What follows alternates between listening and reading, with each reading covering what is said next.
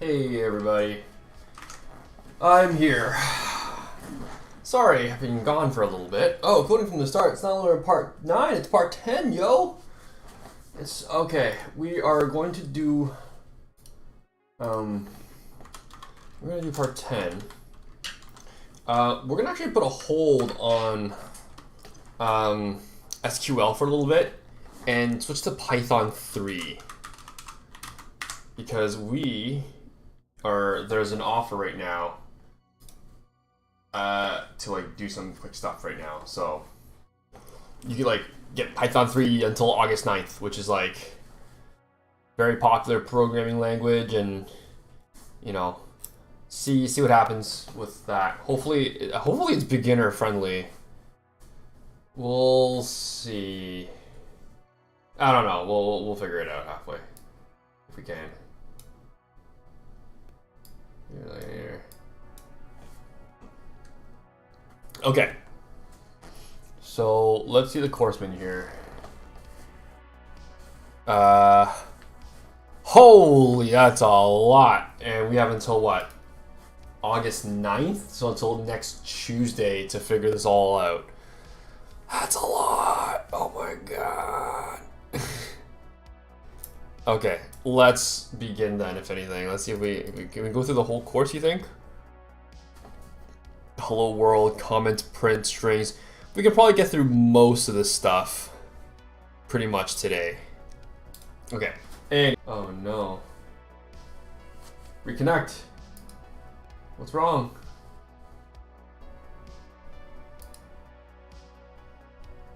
Uh-oh.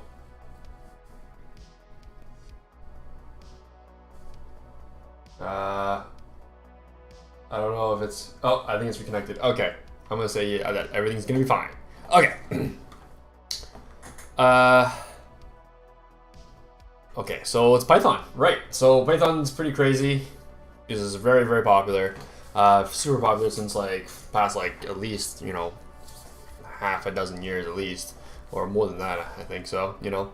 So we're at Python 3. So we're essentially just more like ideas and commands. Okay, so communicate with people. Okay, we convey our commands to the computer by writing them in a text file using a programming language. These files are called programs.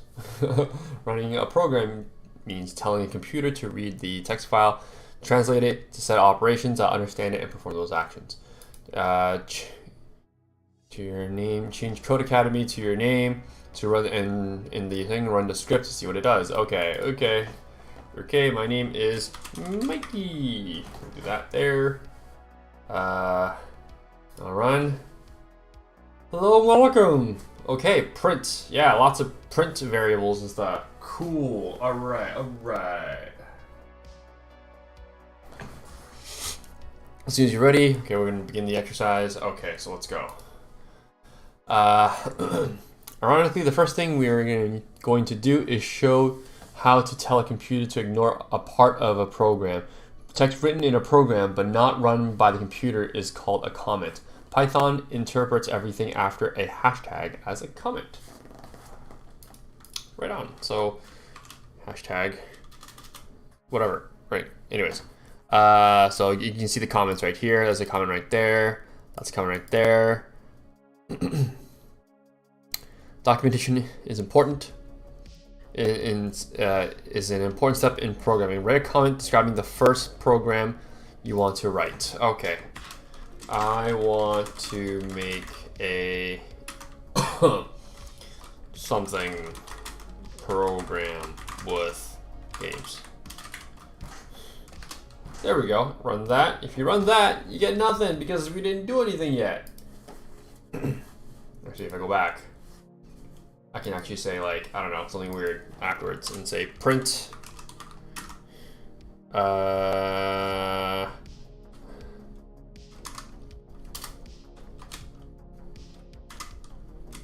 love games. Is that how this supposed to work? Yeah, there we go. Print I love games. There we go. Print. Now we're gonna learn print now. That's funny. Now that we're going to do is teach our computer to communicate. The gift of speech is valuable. A computer can answer many questions we have about how or why or what it is doing. In Python, the print brackets function is used to tell a computer to talk. The message to be printed should be surrounded by quotes. So essentially, if you print, if you use the print function, the printed words that would appear on the print would be an output. The output program example is whatever there's something at work in my soul which I do not understand. Yeah, whatever from Mary Shelley's Frankenstein, whatever all that's about. You know? Okay, one sec. Sorry. Okay. So we're gonna print a distinguished greeting. Hello world. Okay, so print brackets. Quote. Hello world. Oh, whoa. Did you print hello world? I did ask you to print hello world. Oh.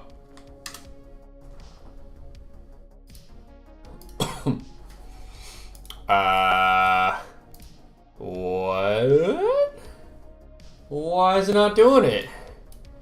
I totally thought it was gonna do it. That's so strange. Is in module print hello world. Name print is not defined. What? What? What?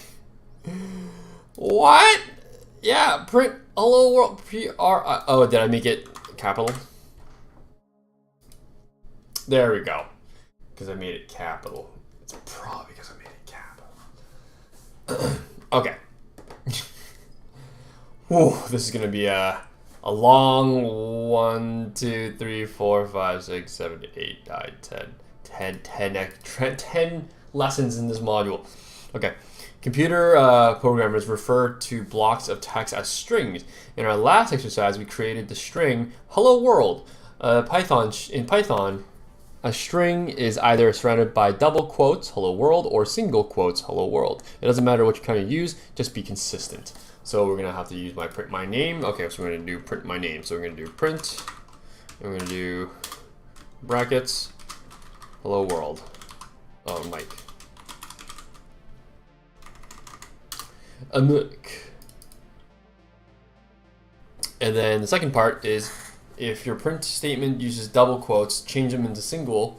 If it uses single quotes, okay, so essentially we're just doing the opposite of what we just were doing from before. Okay, no problem. Mikey! Boom, there we are. Actually, I gotta jump on the general chat, open that up. Run that. Done. Bada bing, bada boom. We're at the 10-minute mark, and we've only done a couple things. That's fine.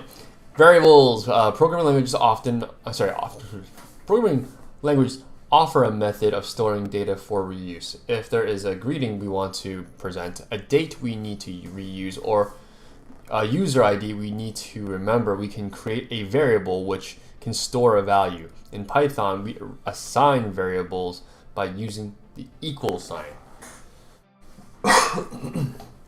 So, message string equals hello there, and then print message string. So basically, it'll print hello there.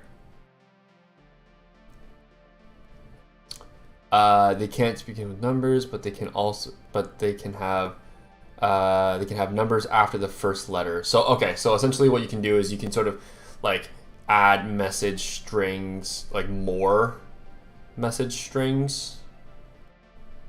Yeah, in theory. So if you put like message string _1, that's message string _1, and you can tell it to print message string, message underscore string _1.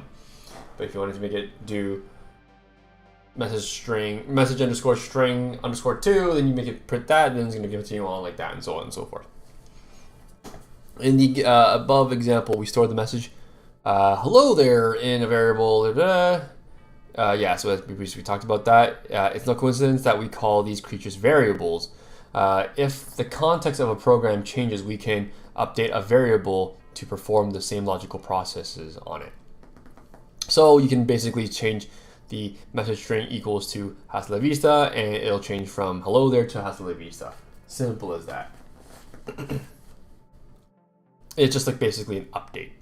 So update the variable meal to reflect each meal of the day before we print it. So if we do, wait, hold on. Update the variable meal to reflect each meal of the day before we print. Okay, yeah, okay. So if we do meal is eggs, bacon, and toast.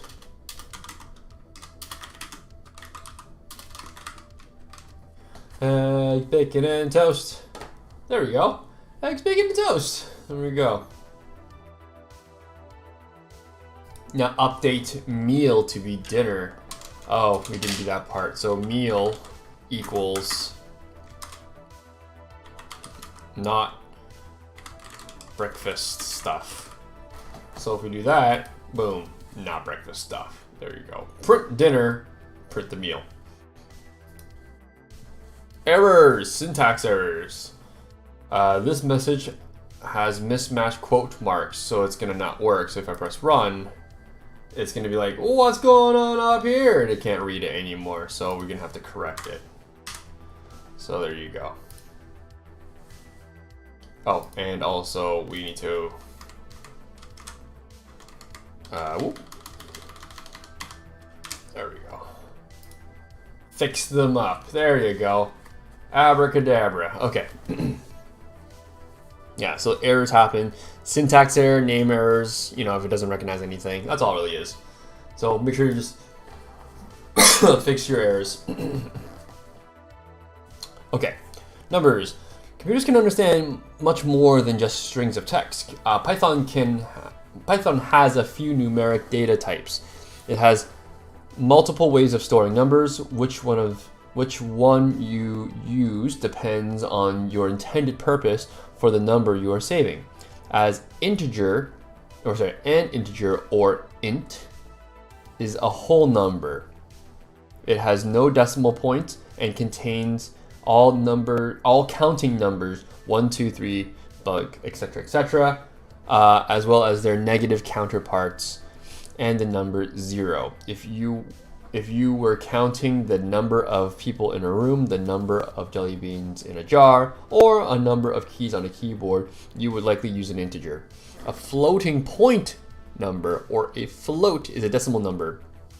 It can be used to represent fractional quantities as well as precise measurements. If you were measuring the length of your bedroom wall, calculating the average test score of a 7th grade class, or storing a baseball player's batting average for the 1998 season, you would likely use a float number.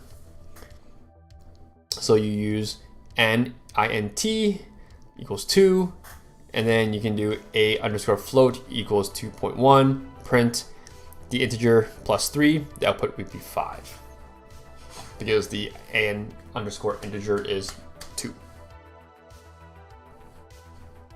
A recent movie-going experience has you excited to publish a review. You rush out of the cinema and hastily begin programming to create your movie review website. The big screen's greatest scenes decided by a machine. Create the following variables and assign integer numbers to them. Release year and runtime. Okay.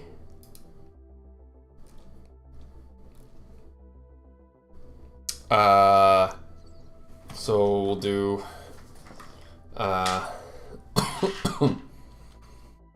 define the release and runtime integers variables below. Define the rating out of 10 float variable below. Okay, so define, okay, so release underscore year. So we'll do release underscore year equals to quote, is it quote? No, sorry. AN underscore int equals to, I think. And then, and runtime.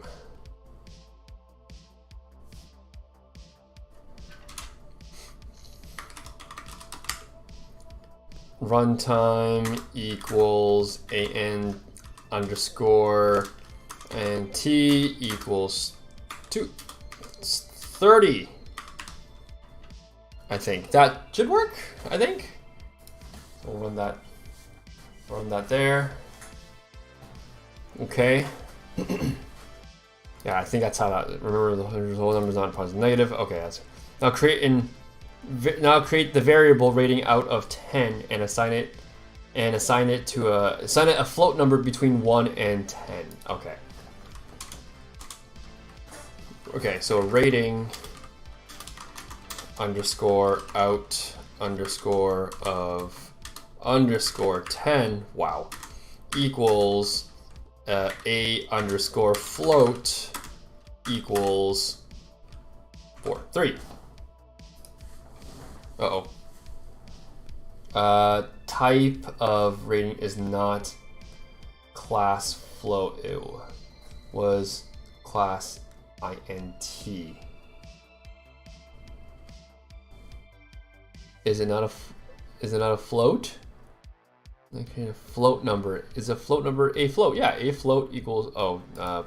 Let me try that. Yeah, okay, there we go. So I think that's right. So if I do print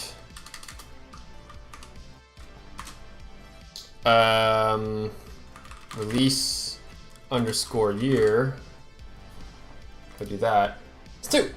There we go. You can also do print release year. Nope. Release year. There we go. Oh, whoops. Yeah, I mean, so far so good, I think. Oh, wait, hold on. I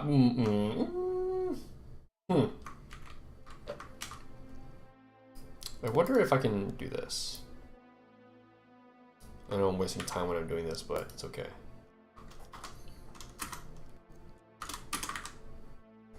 See if that we can do it that way, maybe. No, we can't. It's okay. That's fine. Next. We'll get back to it. We'll get back to it.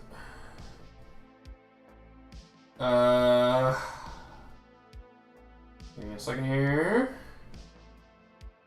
Okay. Sorry. All right. Let's go. Calculations. Let's do calculations. Computers absolutely excel at performing calculations. The compute in their name comes from the historical association with providing answers to mathematical questions. Python performs addition, subtraction, multiplication, and division with plus, minus, star, which is multiply, and the slash, which is division sign. Notice that we perform division. The result has a decimal place. This is because Python converts all integers to floats before performing division. In older versions of Python 2.7 and earlier, this conversion did not happen, and the integer division would always round to the nearest integer. That is weird, but okay. Division can throw its own special error. A zero division error. Python will raise this error when attempting to divide by 0. Okay, cool. Print the result of this equation. Okay, so we're going to do print. We're going to do open that. and we are going to do 25 times 68 plus 13 divided by 28. Press the print button on that, and there you go. That is a large decimal place number. We're gonna have to round it, I'm pretty sure, one day. Changing numbers. Okay, wow, okay. Variables that are assigned numeric values can be treated the same as the numbers themselves. Two variables can be added together, divided by 2, and multiplied by a third variable without Python distinguishing between the variables and literals like the number 2 in this example. Performing arithmetic on variables does not change the variable. You can only update the variable using the equal sign. Okay, what does that mean? Okay. Price of coffee right now is $1.50, so it's going to be always going to be $1.50, like it or not. Number of coffees is equal to 4. Print 6. So what we're going to do is we're going to do print coffee price times number of coffees. Number of coffees equals to 4. Coffee price is $1.50. So it's going to be a number of coffee equals to 6. Updating the price. If the coffee price is now equal to $2, it's going to now print to $8 because coffee price times number of coffees. Print coffee, it'll be 8. If you print coffee price, it'll be 2. Print number of copies equals 4. There you are. Okay, 2 variables inside that. That's really pissed. Okay, let's just work on this right now. You decided to get into quilting. Yeah, right. But okay, sure. To calculate the number of squares you'll need for your first quilt, you need to calculate the variables: quilt width and quilt length. Let's make this first quilt 8 squares wide and 12 squares long. Okay, so what we're going to do is we're going to do just as we before. We're just going to make those variables set up. So we're going to do quilt underscore width, and then we're going to equals 8, and then quilt underscore length equals 12. Boom, bada bing, bada boom. Print out the numbers of squares you'll need to create a quilt. Okay, so now we're going to do print, open brackets, we're going to do quilt underscore width times quilt underscore length. Run that. There you go. 96 squares. That's all it really is at this point. It turns out that the quilt required a little more material than you have on hand. Let's make only the quilt 8 squares long. How many squares will you need in the quilt instead? So now we're going to do quilt underscore length equals 8. So it's now going to be 8 by 8. So then we're going to do print, and we're going to do bracket quilt underscore width times quilt underscore length. 64. That makes sense.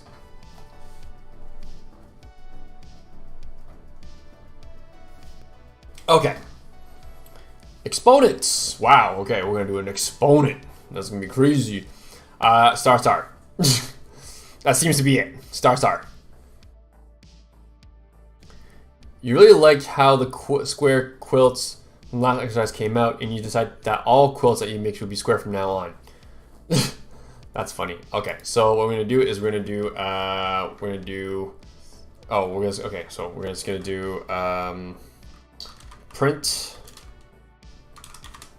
and we're gonna open up the bracket. Oh, open up the bracket, and we're gonna do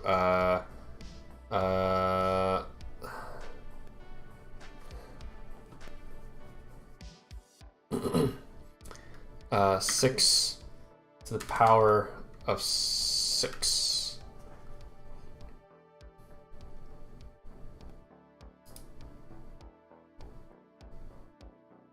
Oh, I didn't do the other. Okay. They want me to do the other ones too. 7 star 7. Actually, let me put that there, and then print bracket 8 star oops 8. Did you print, or maybe is it about power 2? Right? Is that how that's supposed to work? Yeah. Okay. There we go. 6 by 6. Your 6 by 6. Yeah. Your 6 by 6 quilts have taken off so well. 6 people have requested each requested 6 quilts. Print out how many tiles you would need to make 6 quilts a piece for 6 people. So 6 quilts a piece for 6, so we just do 6 times 6 exponent to 6. Did you print out the number of squares you need? Oh wait, hold on. I think it wants me to do a whole new line. Yeah, okay, there we go. So we'll do print, and we're gonna do bracket 6 star 6, right?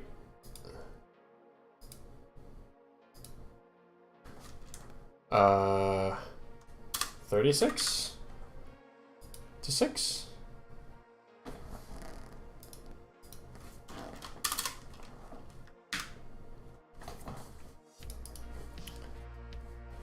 You'll need 6.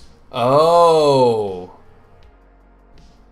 since each person is requesting 6 people, 6 each person is requesting. Since each person is requesting 6 quilts, we'll need 6 times 6 times 6 times 6. Can you think of a way that expresses the exponent? 6 people. 1, 2, 3, 4. So there's gonna be 4.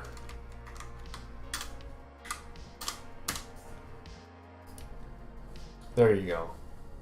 There you go. Okay. Modulo. Python offers a companion to the division operator called the modulo operator. The modulo operator is indicated by the percentage and gives the remainder of a division calculation. If the number is divisible, then the result of the modulo operator will be 0. Interesting. Okay, I'm going to try and figure that out part out in my head. So let's try and figure this part out. Here we use the modulo operator to find the remainder of division operations. We see that 29% 5 equals 4, 32% 3 equals 2, and 44% 2 equals 1. The modulo operator is useful in programming when we want to perform an action every nth time the code is run. Can the result of a modulo operator be larger than the divisor? Why or why not? I don't know, but okay. Okay, we're trying to divide a group into 4 teams. All of you count off and you get the number 27. Find out your team by computing 27 modulo 4. Save the value to my team. So my team equals 27 modulo, which is the percentage 4. Print out my team. What team am I on? Okay, print bracket my underscore team. I'm on team 3. Food for thought. What number team are the 2 people next to you 26, 28 on? What are the numbers on all 4 teams? Optional challenge question. Okay, so let's see if we can kind of figure that out. So if they do if we do print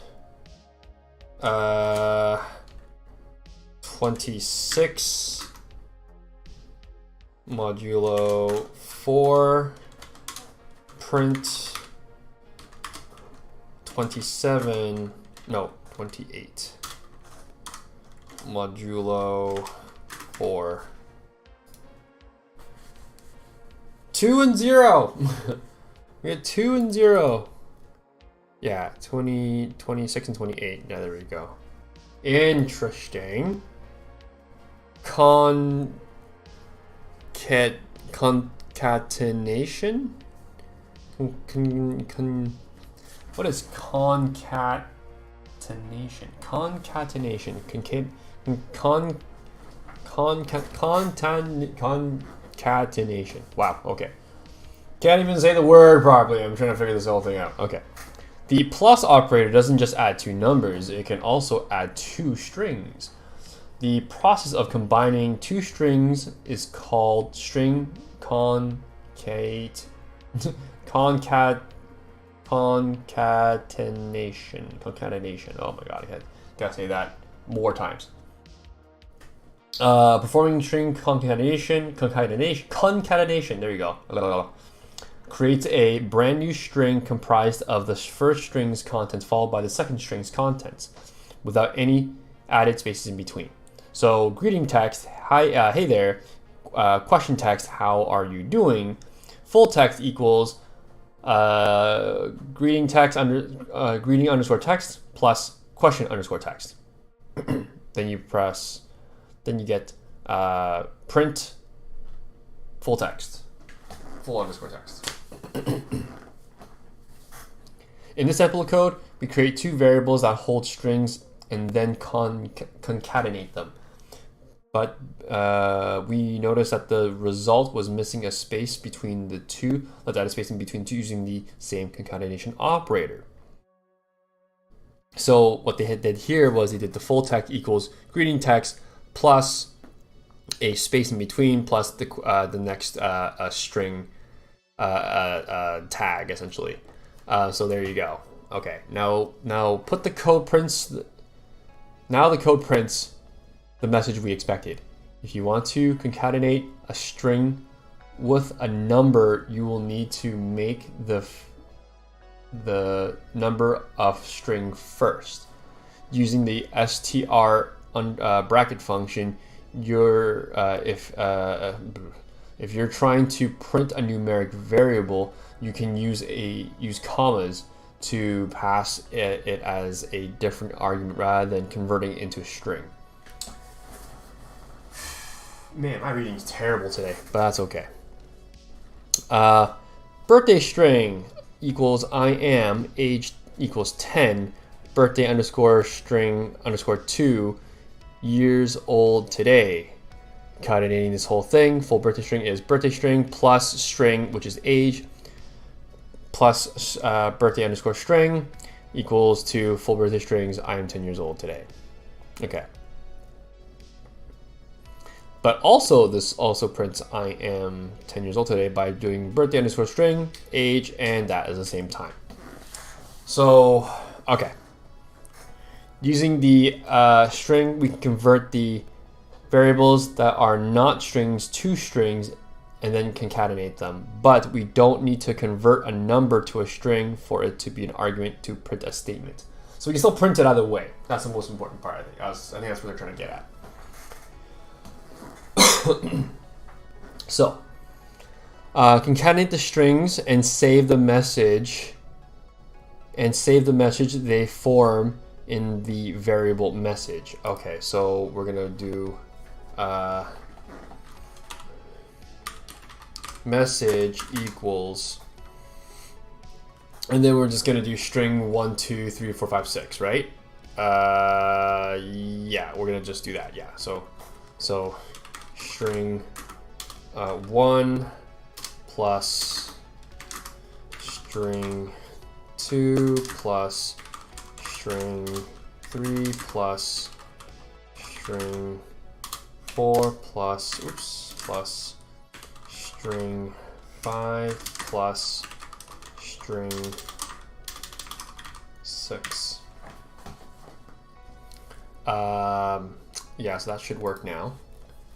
And then if we do print message, print, and then we open the bracket and we go message. There you go.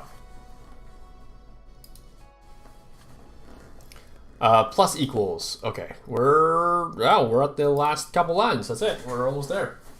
Python offers a shorthand for updating variables when you have a number of saved in a variable and want to add to the current value of the variable. You can use the plus equals operator.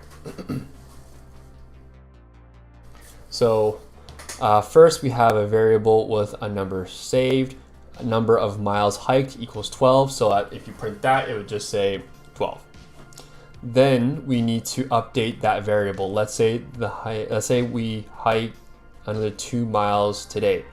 Number of miles hiked plus equals 2. So it's going to add everything up all together. So it's going to overwrite sort of by adding in whatever that stuff is going to be.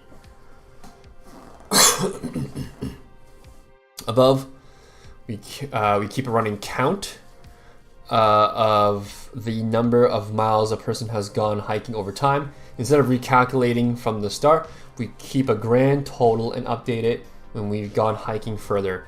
The plus equals operator also can be used for string concatenation, like so.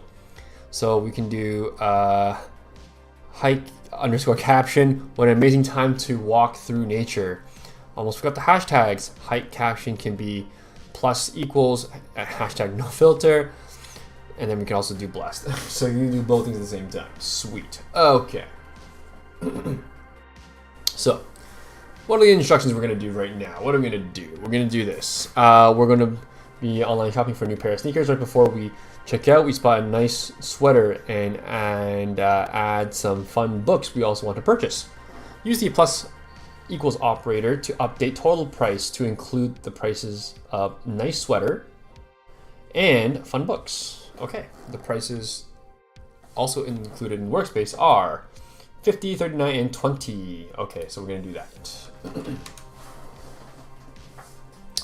So what we're going to do is fun books is 20, 39. Okay, so we're going to either do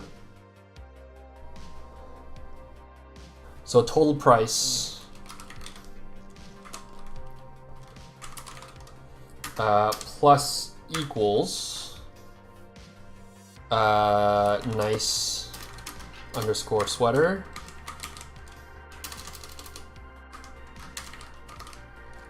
total price plus equals fun underscore books. Right? I think that's gonna work out like that. I'm assuming that should work. So if I run that, there we go. Yeah, total price is 109.0. There you are.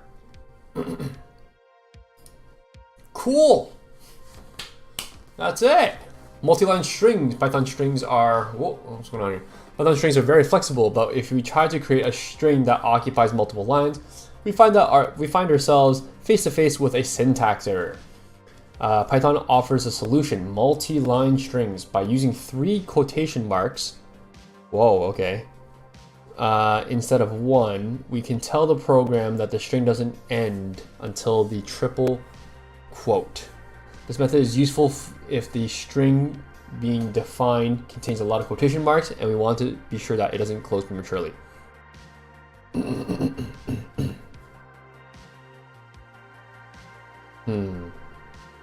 I see. Okay. Cool. Okay, so what we're gonna do is we're gonna do 2 underscore u, and then we'll do and then boop, copy all that because I'm not gonna type all that, and then we go and then we just click run. That's it. No, damn it. Oh wait, equals. I forgot that part. Equals that, right? Bada bing, bada boom. Boom. There we are.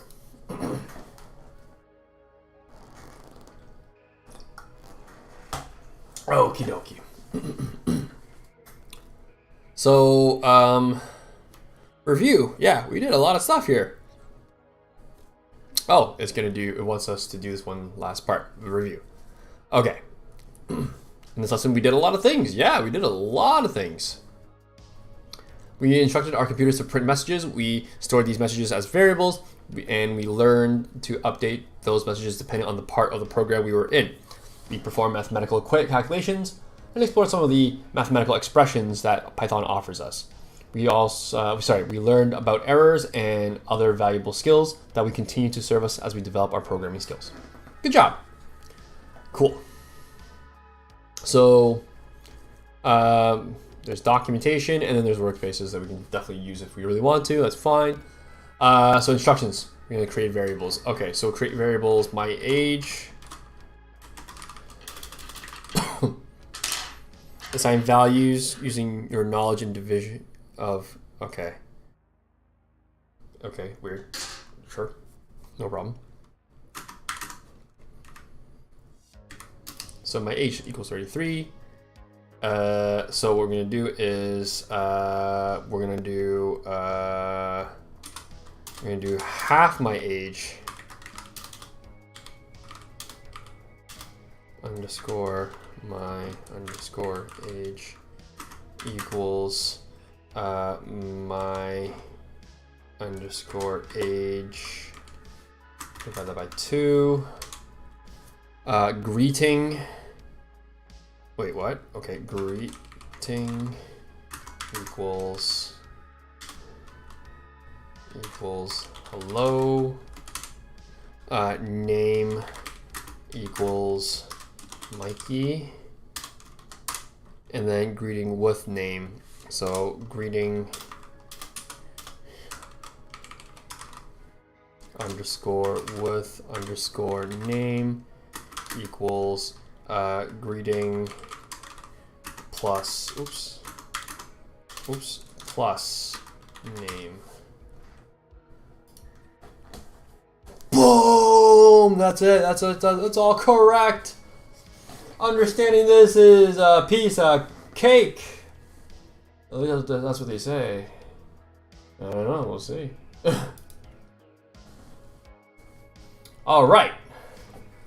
Which function outputs? Oh, we're doing the whole course for free. Holy crap. Okay, right on. Okay, cool. Which function outputs text to the terminal? Print. Correct. Oh, dang. Okay.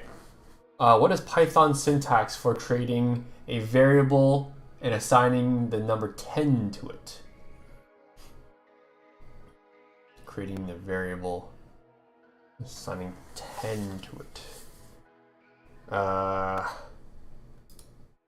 Yeah.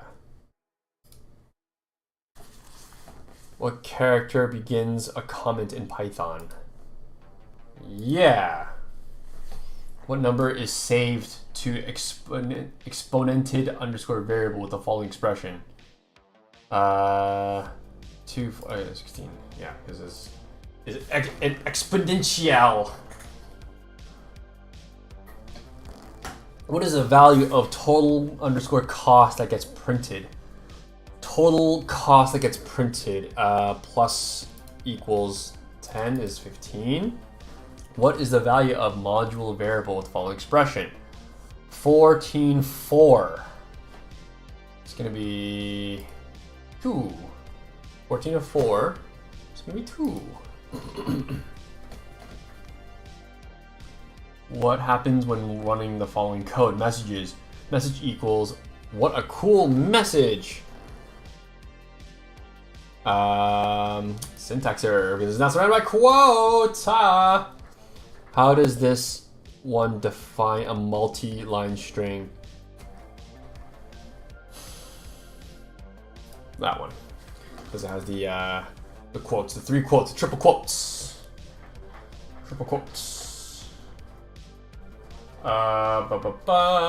Let's see here. Cool strings. Okay, which one of the following, what's the following defined variables is a string? Wait, what? Which one of the is? Variable 3. Which one of the following will produce a syntax error? This one could make an error. What is the difference between a float and an integer? A float can be used with whole numbers. No, this one. And then what is the output of the following code?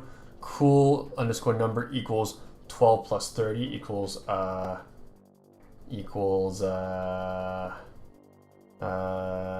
42 42 cool number times print cool number. It's gonna be 42. Yeah, because multiplying the variable 5 does not change the variable. Yeah, because unless you made it equals, you have to reassign it to that. Yeah, if it's multiplying with itself, I guess maybe that could work. How do you combine two strings? That concatenate. Oh my god, 100%. Up next, what are we doing now? Holy crap, what's going on here? Block letters? Whoa. Happy coding. Wait a minute, is this another part of the course? It's still the hello world. Oh my god, okay. Interesting, okay. Oh man, this is actually like a full learning experience, okay. Okay. Is it art?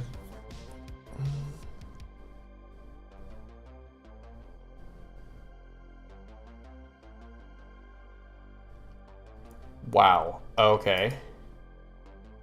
Tasks. Okay, so we're gonna do block letter building. Okay, interesting. Take a look at the complete alphabet and find your initials. Notice how each block letter is 7 by 5 and performed by the letter itself. My initials are S and L, so my initials.python should output like that. Setting it up. Okay, so we're gonna do a full setup and everything. First, write 2 comments with your first name and last name. A fun fact about yourself. First, write 2 comments with Mikey. And then Maddox. And then I like to play games. We'll do that, sure. Oh, we gotta do our own thing, okay.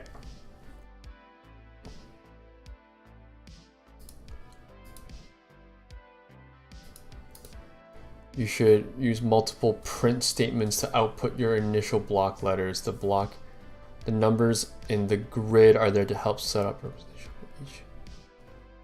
What?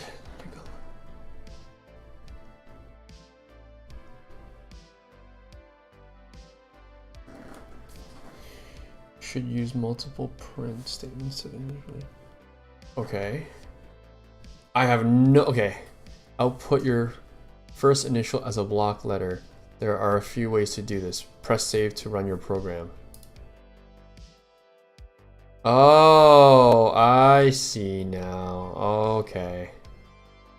Okay. I see. Oh my god. So you gotta like do it super slowly. Okay. So print. Wait, how's this gonna work? What the heck? Yo, it's Trix. Hey, what's going on, Beer? How you doing? Sorry, a little late. Didn't see your until now. It's okay, no problem.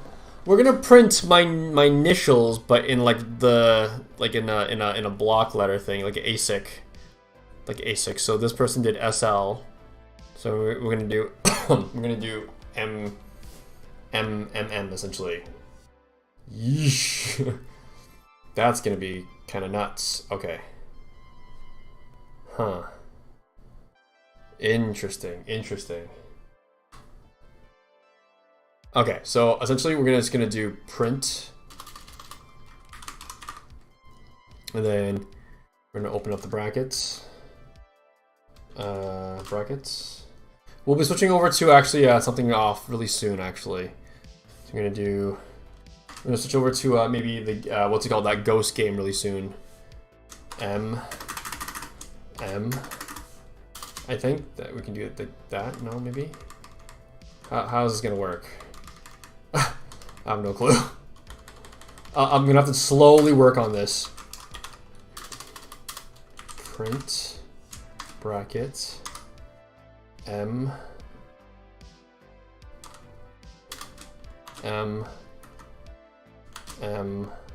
Oh, there's not enough. Oh no, there's not enough. Okay. I think that's how you're supposed to do. How would you do the M? Oh, geez. Okay. Okay. So it's all M's.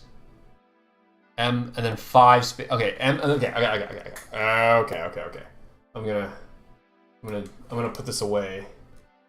I'm gonna find that. Okay. So we're gonna do M. Okay, and then 3 spaces. So 1, 2, 3 spaces.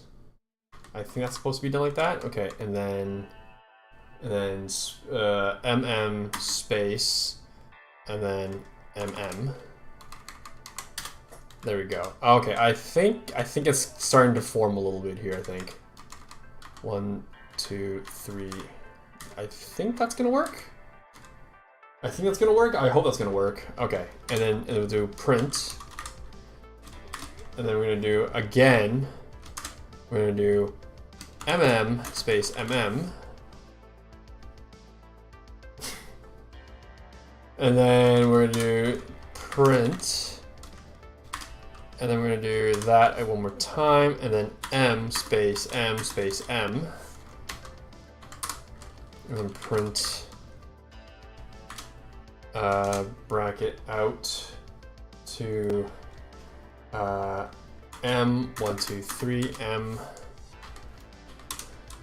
and print again. We're gonna finish this off. We're really close to finishing at this point. I know it's kind of looking kind of lame. Oh, and then last one. Print M, 1, 2, 3, M. So if I press space, it kind of makes a letter M. It's like kind of there. It exists. This now exists. It looks very terrible in my opinion, but it's okay. If it was more like that, maybe might be a little bit better.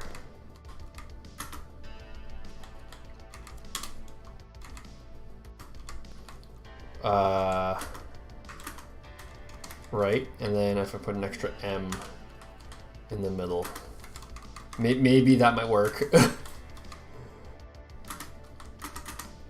Yeah, I think this will work.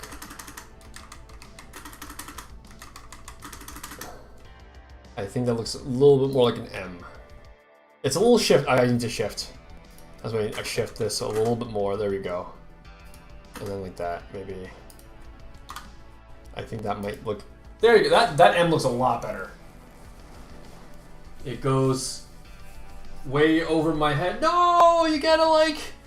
It's Python 3. We're learning it because it's free until the 9th, which is next Tuesday. So we're trying to squeeze as much as we can in here. So what they want us to do is essentially they want us to do this. They want us to take this. So because we have all these letters, right, that you can do. So essentially you just assign yourself a letter, right? So you put a letter in, and then you just basically do the print for every line you do. So from lines like 1 to 7 or 4 to 10 in my case, you just make a letter out like that. So essentially, you can continue like doing this if you really wanted to and have a lot of fun with it, I guess. So yeah, yeah, and then you can do save and run. So what we can do is you can actually just make your own one if you really wanted to with different types here, which is kind of neat, which I kind of like. output your second initial block by adding the print to the statements and then run that. So if we really wanted to run another one, I could do name equals, and then I can do bup, and then I can do m,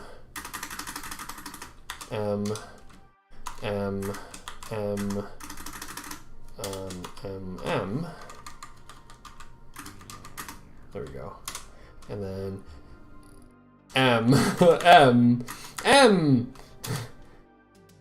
wait, and then I can do wait, no wait, I don't do that anymore. M, and then M, right? I can do double that, I guess, and do it that way. And then M, and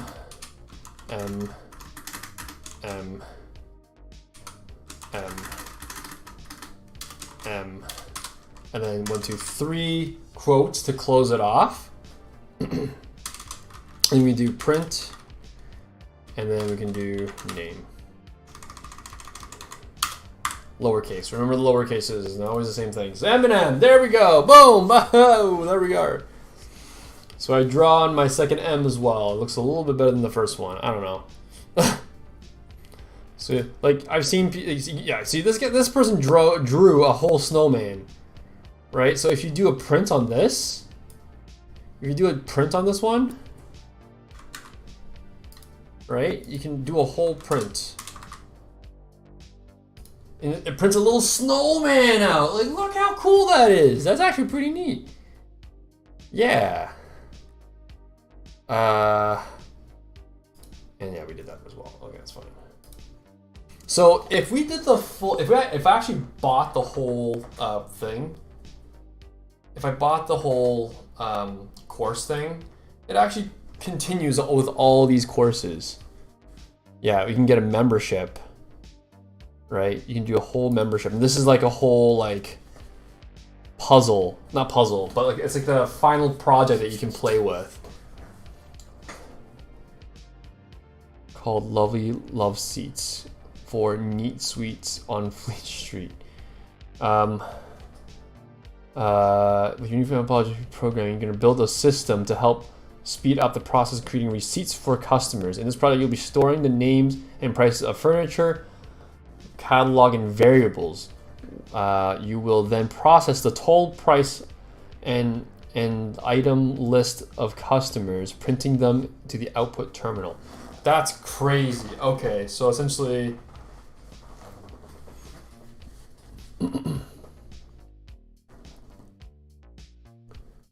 okay, so essentially there's like a whole, like you do a whole thing. You basically make a whole like receipt with catalogs and everything. Holy jeez. So I mean, 20 complete.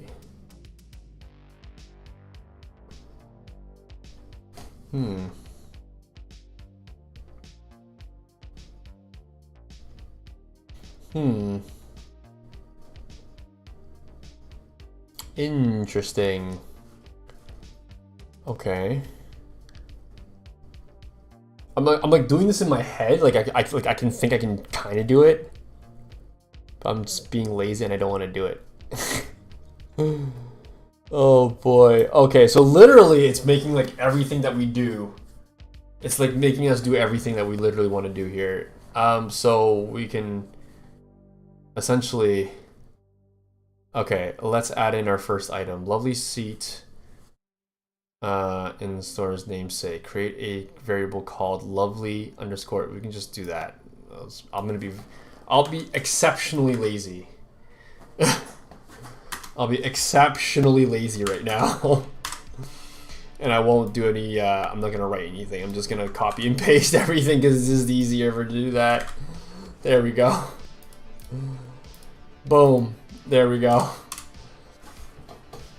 So Essentially, when we make, so this is assigning the tag. So this is the tag, like what we're calling it, and then we're calling this the lovely, like the text that we're gonna put in essentially. Now let's create a price for the love seat. So we're gonna do lovely love seat price. So we're gonna grab that, and then we're gonna make it equal 2400. So that's what we're gonna do. So now we're gonna do that. Now let's extend our, so again, we're gonna, this is still a number that was a variable that we want to use. So I think we're gonna keep it as we can have to add in an underscore integer, int equals that. I think that's how it's supposed to work for now. Let's extend our inventory with another characteristic piece of furniture. Create the variable stylish settee description. Okay, so we'll just do that. Okay, so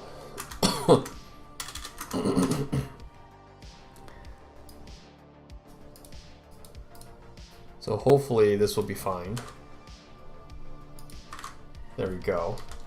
So far what we've done was we've just made 2 descriptions and a price range so far. So it seems to be okay. So we'll definitely make this price. So we'll do that. Actually, I'm gonna do that double. There we go. I feel like I'm in the right location here with this. Underscore int equals, what is it? 180.50.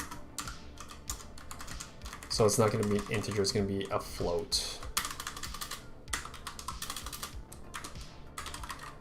So this is also going to be a float as well. So an integer are whole numbers only. A underscore floats are anything that's like decimal places and stuff like that, which is amazing.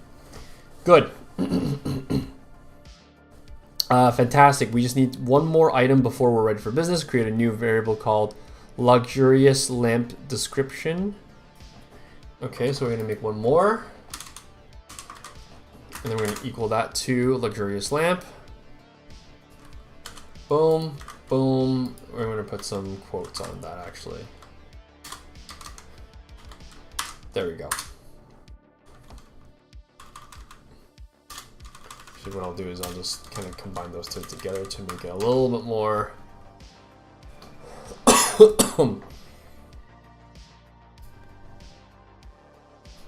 And then we'll just make this equals a underscore float equals 5215.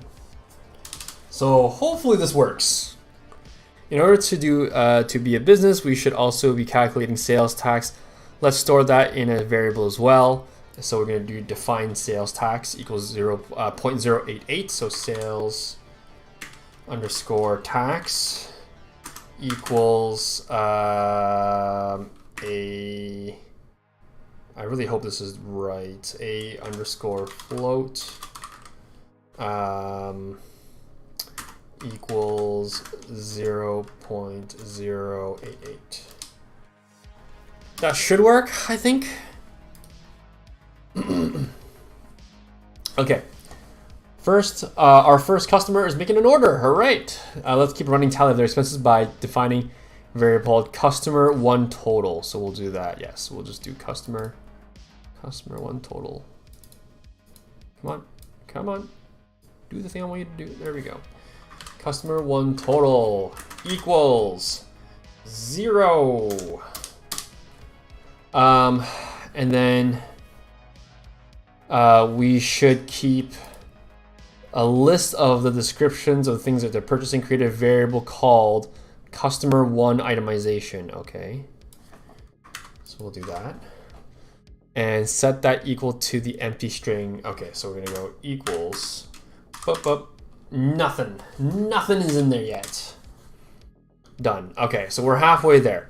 Our customer decided that they're going to purchase our lovely love seat. Add the price to customer underscore one total. So now customer underscore one underscore total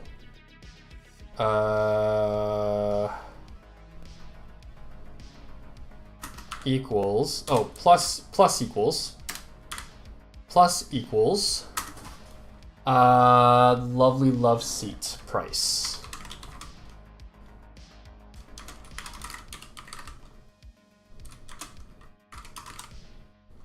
I think that should work. Let's keep a track by adding that again. Okay, so customer one itemization. So we're gonna do that plus equals, and then we're gonna do lovely love seat description. I think that should work.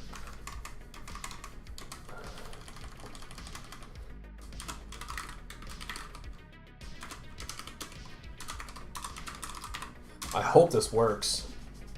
I don't know if it's gonna work. I mean, I can see the hint here too. Yeah, okay. The hint's telling me what I should be doing. Yeah, there you go. So we're doing the right things. Okay, perfect. All right, so let's keep the itemization up to date and add a description of the luxurious lamp to our itemization. Okay, so we're gonna keep on going by doing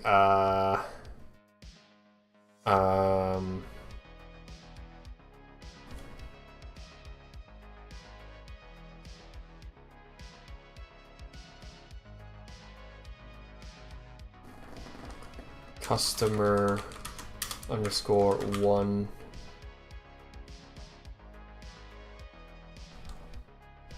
oh, so I gotta do both. Okay, customer one underscore total, so plus equals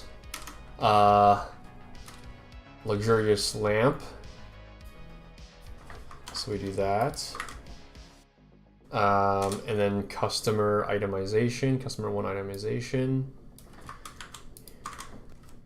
Plus equals, and then we do a luxurious lamp description. Like that. And then what we'll do is when we're ready to check out, let's begin calculating sales tax. Create a variable called customer one tax and set it equal to customer one total time sales tax. Okay. Woof. Okay. Customer underscore one underscore tax equals to customer underscore one underscore total times sales tax. Okay, that should work, I think. We can check that out right there. Customer tax equals to customer one total times sales tax. There we go. Boom! There we are. I think that's all gonna be good. And then we're almost done. 15. Okay, let's do 15 right now. Add the sales tax to the customer's total cost. So total cost is customer one total underscore one underscore total plus equals, because we're adding things in. Plus equals always adds things in essentially, right? Customer one tax. Oops. There we go.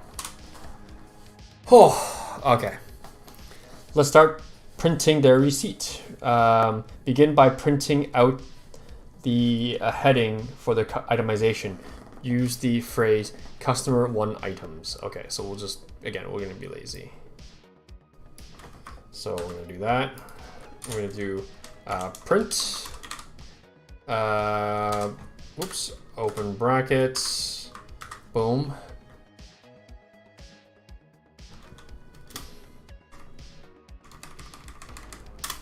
There we go. So far, so good. Customer one items. Oh, whoops. There we go. There we go. Okay. Okay. Print customer one itemization. Okay.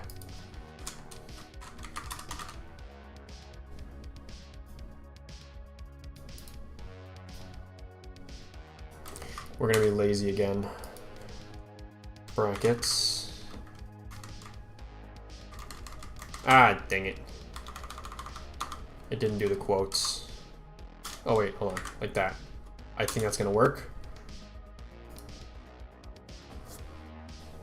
Yeah, I think that kind of worked. Okay, and then, yeah, okay, that's fine. And then customer one, okay. And then now add a heading for their thing called, okay, customer one total. Okay, so we're gonna do that. Print. There we go. There we go. Now print out their total. For our first customer has now received the things that they purchased. Okay, so we're gonna do here print open bracket customer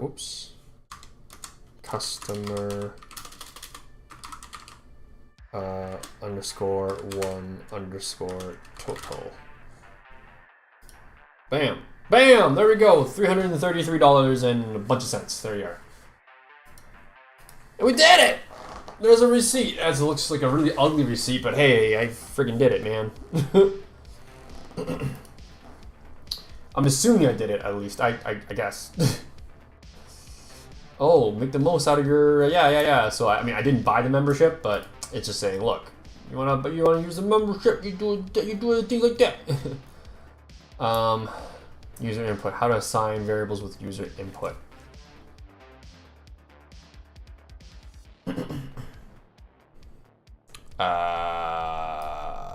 What? What's going on here? Okay. Oh, I see.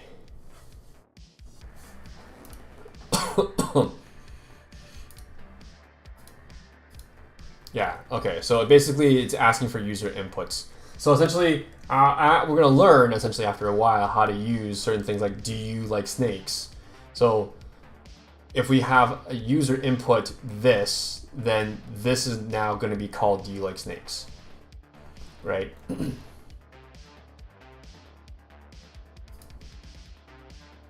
Yeah, right on. Cool. All right. Holy crap, we're gonna work on workflows, control flows. This is cool. Okay. Well, I mean, not today, because today is, we're done. We're done with things today. So what we're gonna do is we're gonna finish up this part, or for today at least. Holy. How are you supposed to do all this in like a week? 2, 3, 4, 5, 6, 7, 8, 9, 10, 11. There's about 11 things you need to do and not enough days to do them. Unless you are like really on board and just like really kill it. Then you can get your thing if you really wanted to try. Yeah, I don't know. We'll see how far as we can get for Python 3, and then again, you know, we're this was offered to us for free for the week, so we'll kind of work on this later on. Yeah. Anyways, I am gonna go off. I'm switching over to Twitch. We're gonna play some ghosty games. I'm gonna continue catching some ghosts, and yeah, we'll take it from there. Cool. Cool. All right. See you later. Okay. Sorry. Actually, also, I'm not gonna be on tomorrow. I'm gonna be on Friday as well. I'm going to be on Friday.